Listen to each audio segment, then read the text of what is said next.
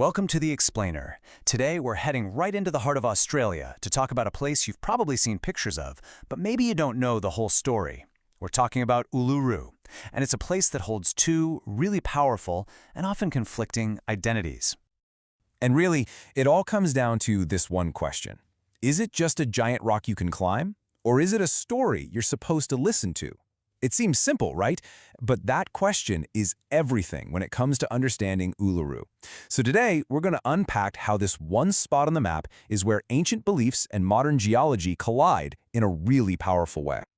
Okay, so before we get into the story, we've got to talk about the sheer size of this thing. To really get the story, you have to appreciate the stage it's set on. And wow, what a stage it is. I want you to picture this. You're in the middle of the Australian Outback. It is flat. Like perfectly pancake flat for as far as you can see. And then, bam, this massive, incredible block of red sandstone just shoots up out of the ground. It's so huge, it completely dominates the horizon. It's no wonder they call this area Australia's red center. So the geological term for what we're looking at here is a monolith. And what's crazy is that the part we see sticking out of the ground, that's just the tip of the iceberg, so to speak. It's actually part of a massive rock formation that got tilted on its side millions of years ago. But here's the kicker.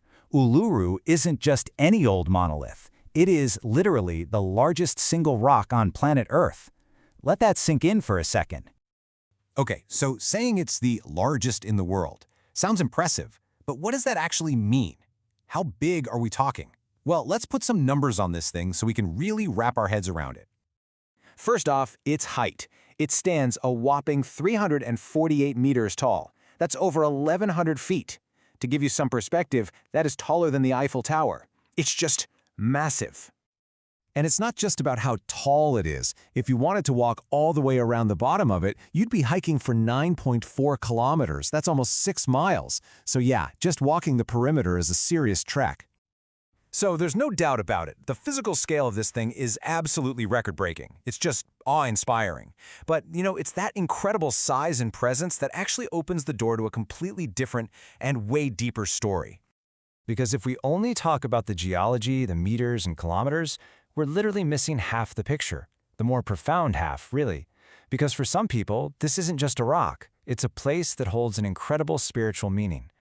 And this is where we have to completely shift how we're looking at it. See, for the local Aṉangu people, who are the traditional owners of this land, Uluru isn't just a landmark.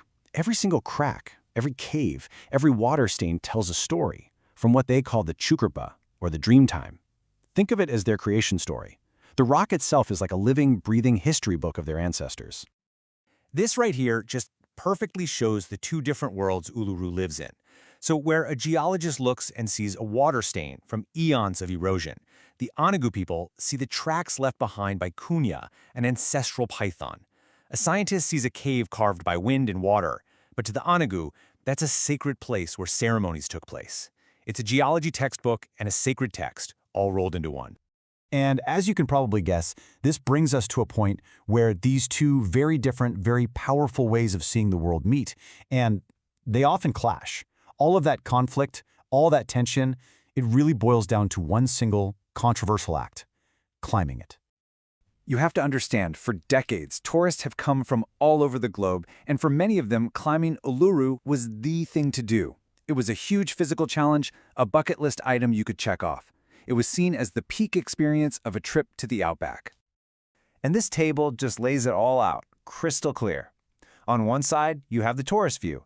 It's a physical challenge, a landmark to conquer, a great story to tell your friends. But on the other side, for the Aṉangu, it's a profoundly sacred site, a place to be respected and revered.